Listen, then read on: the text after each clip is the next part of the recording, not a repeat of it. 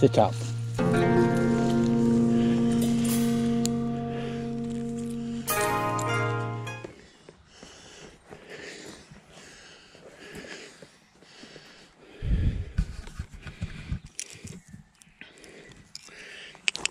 Get up.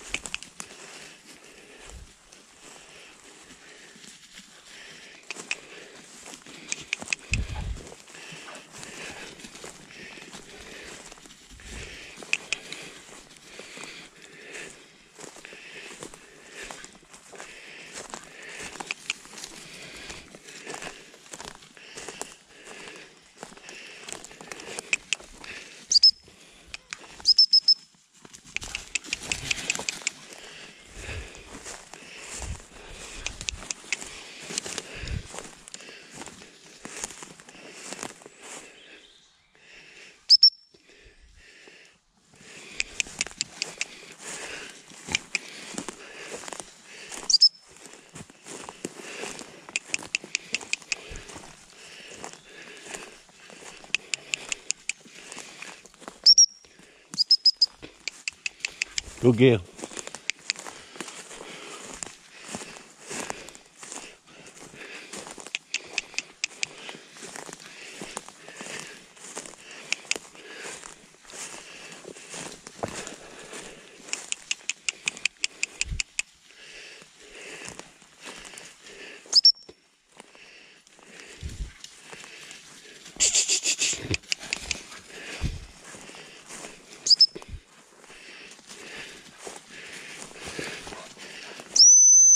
Sit up.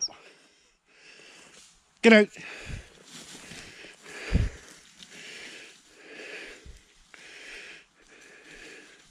Lars. Lars. Good girl, good girl.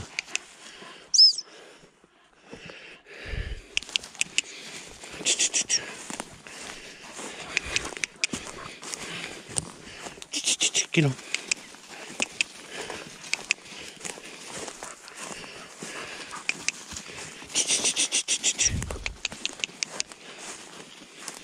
Bird's been here. That's where that bird was.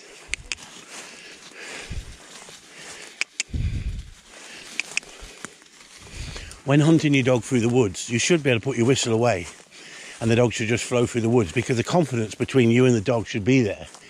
But I've got the whistle if I need it. If the whistle's not in your mouth, then if something gets up and you can't blow the whistle, technically the dog's done nothing wrong if it chases it at this young age, because I'm not suppressing the drive and the hunting desire.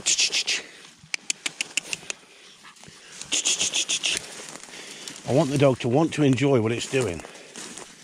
It's important. There's not a lot of wind today, but the dog is flowing and looking at me for guidance a little bit, and that's good because at this young age. But the dog wants to hunt, look, wants to put its head down. This is a bitch I bred for a client out of their dog to my bitch. But the dog was my breeding as well. And she'll be ready for this season. But look how calm everything is. She wants to be with you. She's not taken over. And yet I stand still and she's hunting, but she'll come back to me, look, automatically. Then I move forward and she'll move forward with me. We're working as a team. She's not taking over. And yet, she's not the fastest, paciest hunter. I don't want her to be. Because she's not going to be a competition dog. She's going to be a working dog on a shoot. So a working dog on a shoot, you want it to be with you. And she'll put her head down and on, don't you worry about that.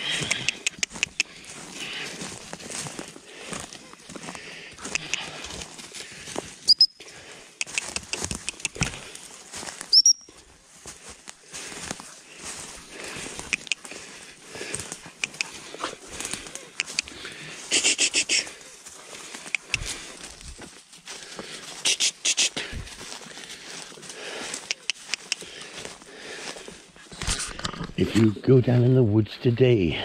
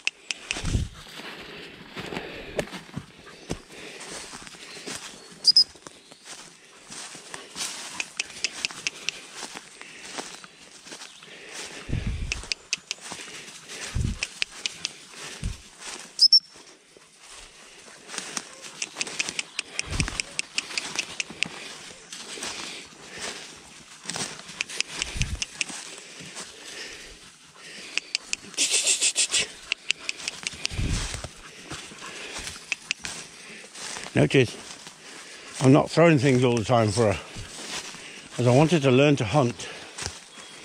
We've done all the throwing, we add to it.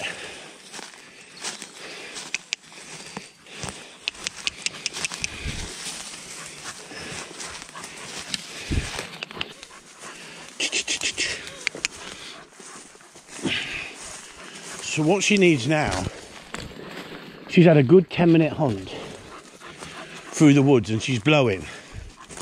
So what she needs now is she needs to sit up. She needs to calm down now, take some breaths of air coming through here. You can feel the wind, so I've stopped here on purpose because the wind's coming through here. And so it's better to give her 10 minutes like that, a 10-minute break. So what we're going to do, we're going to walk back through the woods. But as you can see, the cover is there, not in there. So I don't need to hunt her in there, I need to hunt her there. And vice versa, I go back through the wood and I hunt the dog down the wood, down the other side of the hedge, and it gives her a boundary, but it gives her something to work in front of me. It's important that she just sits here and switches off, and she doesn't get a retrieve every 2 seconds, because she becomes looking at me too much and reliant, looking for a retrieve. She's done all the retrieving. We're now putting the hunting in there, the stop on there. When you watch the stop back there, she stopped really sharp and she picked the dummy. But if I take a dummy out and I give this command, get out, she'll go straight to the fall, pick it and bring it back. Because I've taught her over a number of months that that's what I want her to do. Good girl. So I've not rushed her. Look what she's done. She's sat automatically for the next command. I've not told her to SIT. She's following consistency of keep doing the same thing without rushing the dog. Same with the ball. Get out. Right, it doesn't matter what I throw for her. She loves that game. So when I tap into bringing it all together, good girl, good girl. When I tap into bringing it all together, she's going to go, love this, Dad. Now I'm going to change it. Get out. And she's got to go through the cover to find it, rather than the straight line. But look, good girl, dead. So there you go. So a few retrieves from the sitting position, and we can add that to the game of hunting. But I don't want her looking at me all the time for me to throw something. So when I start my hunting like I do, in this sort of weather, I'm under the trees in a canopy, and it's quite warm today, but she's now not blowing. So what I'm going to do is put her on the lead and walk her to the next point where I'm going to start hunting her. That way she's getting used to walking through the woods on the lead and not pulling. That's another thing she's got to learn. So as you can see, bluebells, I love the changing seasons. This is when everything starts growing in the woods and everything starts to change. Through the winter this would have been bare, but now it's nice to hunt the dog through here. Look how the dog is switching off, loose lead, not pulling, not getting wound up, waiting for the next command. Now because she's young, I will give her the verbal cue. Sit up. And if she moves, I'll correct her. But she's not supposed to move till I put the lead away in my pocket. I get myself ready, whistle in the mouth, and she's waiting for that hand signal. Notice I didn't say get on, go on. I just clicked with my mouth. It means go hunting. It means have fun. Because the bitch will tell me whether I need to put pressure on her or take pressure off her. And she's such a biddable little bitch. That's why I didn't rush her. And I think she's 2 years old now. But we haven't done much of this because she wasn't mature enough. And she's suddenly become better in the last 5 months. And then we had the lockdown. Just when I could get the dog out on some game, we had the lockdown. We had to sit inside for 7 weeks. And you couldn't be found on places where you're not supposed to be if you're supposed to be self-isolating. But now we can travel. We can hopefully get the training into the dog that we want. Now it's become very open here now, but she's still not pulling, is she? And I haven't even got the whistle in my mouth because I can see most of the things around us. If a bird did get up, I might even let her chase it a little bit, or I might give her the command, the verbal cue, to sit up. And let's see if we've got the verbal cue. Sit up. There you go. So she learns the verbal cue. Let's see if she knows.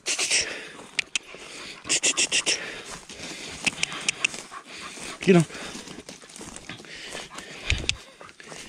Let's see if she knows what the whistle is. She's not wanting to go wrong, look. It's a pleasure taking the dog out. I'm not chasing it through the woods. It's around me. And she'll open up more when she gets on stuff. But she's responsive on the whistle. And that's what we want. We want a dog that we can walk through the woods with comfortably, but it's still hunting. And that's what dog training's about. You don't all want field trial champions. And she's got to learn to have more stamina than some of these competition dogs because she'll be hunting more, and you build the stamina up by building the hunting up in stages. It's hunt and stop, hunt and stop. And that's what the dog enjoys. That 10 minutes of flowing in front of you. But she's a pleasure to take out because you're not going to miss nothing if it's in front of us. You can see she's covering the ground nicely. Look at it, growing up lovely in here now. This is my favourite time for flowing through the woods with young dogs. Learning. Get on, Woozy. Woozy. Good girl. Woozy.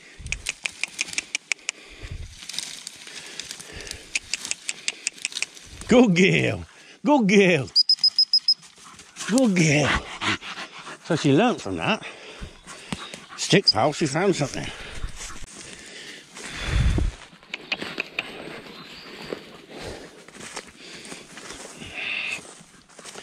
Sue likes to come out this time of year because she likes to look at the bluebells.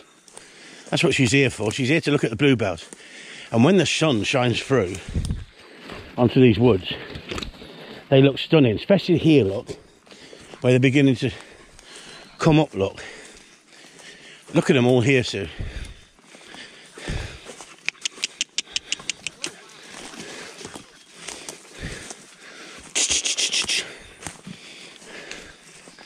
Beautiful, isn't it?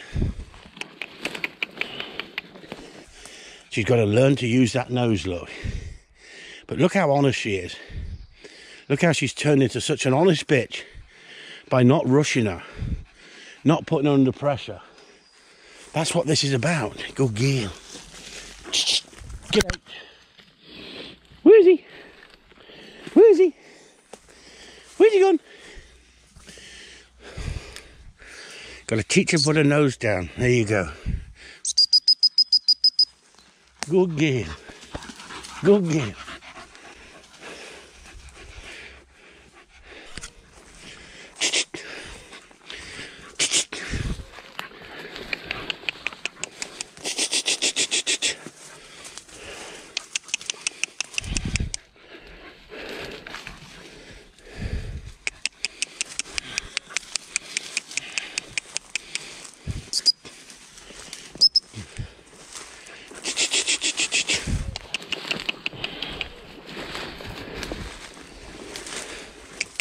Good colour in here, Sue. In the light. Get out. Good girl. Dead. Really, innit?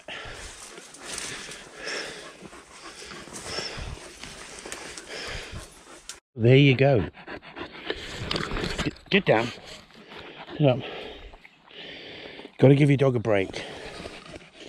When your dog's blowing like that, you've got to stop. It's just no wind because it's at the top of the woods. It's coming through. The further we get down, the less wind we have. If I take her out into the field, she's going to get more area where she can get the wind coming through. So we've got to sit here for 10 minutes and let her blow like that. And let her learn to calm down and just sit there, because if you're in a beating line, this is what you'll get. You'll just have to break, wait until they push the line through. You don't want your dog going off hunting. You want your dog listening to you and just sitting there, and that's what she's doing. But she loves me, look. As you can see, she just wants to be with me because she sees me as giving her the freedom. Giving her the freedom to come out and enjoy life. And that's what it's about, isn't it, girl? That's what it's about. It's not all about discipline. I talk about discipline a lot because it's a subject other trainers don't talk about. But it's about getting that bond with that dog wanting to be with you. But if you take that dog out in this weather and hunt it for another half hour, you could damage the dog. So it's important that we have to switch off and get your breath back.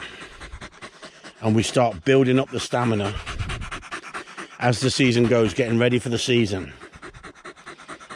And that's what we're going to do.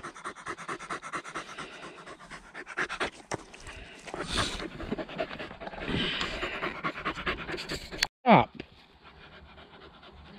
The dog wants me to mother it because I'm sitting down and I don't want to, so I've just pushed the dog back to say, no, just sit there, calm down. I have stroked the dog. It's not that I don't stroke dogs, but I don't let the dog own me. I don't let the dog jump up all the time when it wants to. I decide when the dog comes up. I show leadership. Not because I'm being nasty, because I can't allow the dog to take over.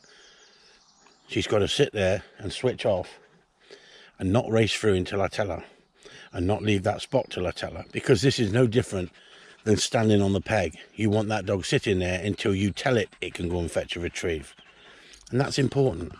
That is important.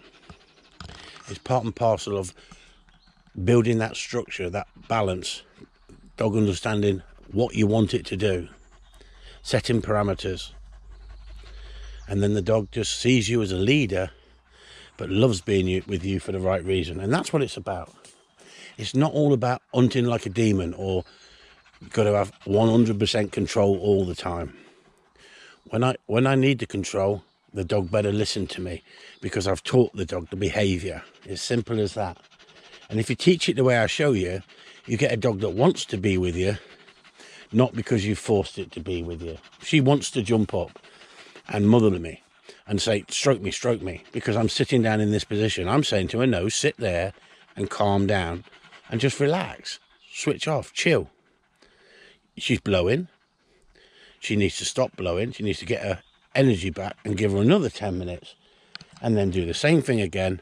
And then she will build that stamina as we're going through the season, ready for the shooting season. And then she'll be able to work all day if you wanted to, at a pace compared to a competition dog. That the competition dog, you build the drive for short bursts, because you've got to impress that judge within 10 minutes or 15 minutes of a run under each judge. So you might only be hunting for 30 minutes and standing around for 9 hours. But you've got to be there ready, and that when you click that dog off, it's got to go like a demon, but it's got to be under control as well. And that's the difference between a competition dog and a nice quality working dog. Would this dog make a competition dog? Yes, if you went down that road with it at this stage. Is it going to make a nice shooting dog? Yes, without a doubt. The road it's going down, and that's why I'm training it the way I'm training it. I've not rushed her, but I've nurtured her. I've coaxed her. She's had discipline, but not much, because you don't need to give much discipline to a dog that doesn't do much wrong, because you don't allow the dog to get into those situations. And that's the difference between a professional trainer not putting problems into a dog and dogs coming to me where people put problems into them. Why haven't I got an e-collar on the dog? Why haven't I got a, why aren't I using all the tools? All I need to do is come in this wood with a slip lead. Simple as that. Why? I can put the slip lead on the dog when I want to, and me whistle, but I don't even need the whistle. I could actually tell her to sit up if she flushed something. So when I bring a gun out, I can concentrate on my shooting, knowing that she is going to flush it and stop on that whistle 100%. I don't know if any dog is 100% perfect. I've never met one. But I want it 95% perfect. That 5% I can live with. I like perfection, but most dogs have got little traits that are brilliant in every department. This little bitch is slightly headstrong, but she's soft. And so if you put pressure on a soft dog too soon, without letting them become headstrong, then you don't get the best out of them. And she'll only get better and better. And the person they're going to, I think they're on the 3rd dog with me. And do you know what? They'll love this little bitch, because she will mature for them and work for them for what they want.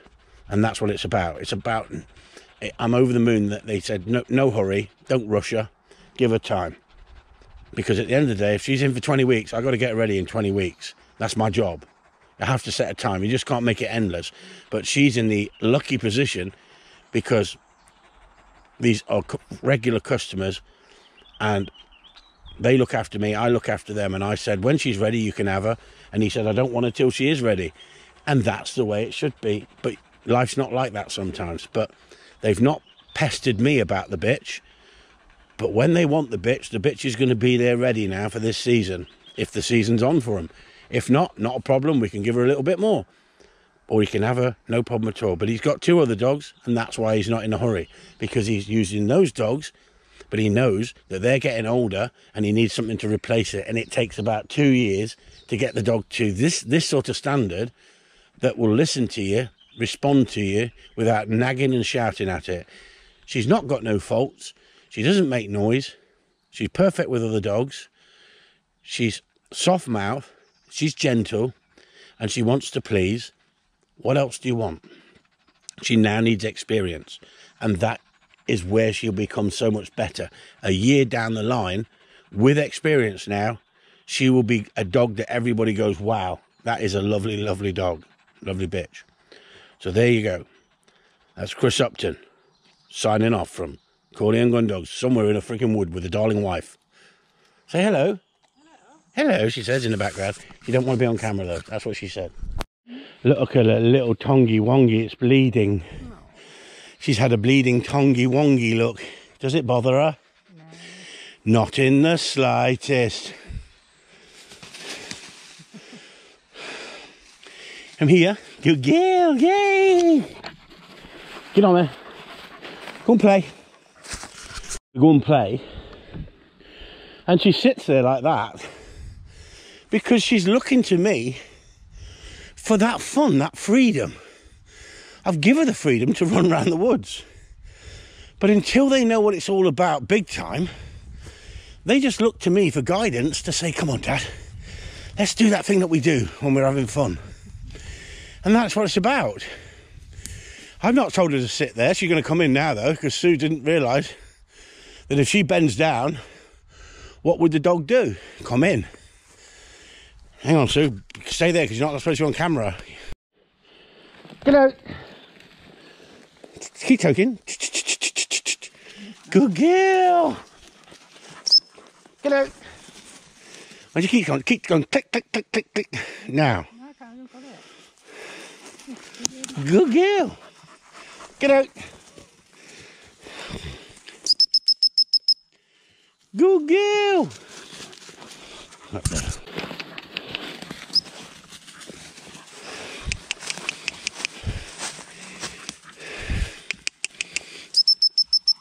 Good girl. Good girl. That'll do you.